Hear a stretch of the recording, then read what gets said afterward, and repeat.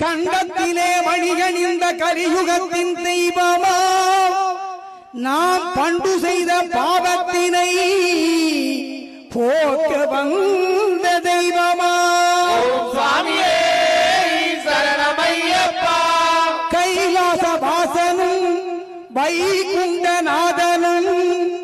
கருத்துருவித்து வந்த ஹரிஹரசுதன் எனும் ஞானம் படைத்த ஐயப்ப தெய்வமா அந்த ஐயப்ப தெய்வத்தை வில்லாளி வீரனை வீரமணி கண்டனை சொல்ல சொல்ல சொல்ல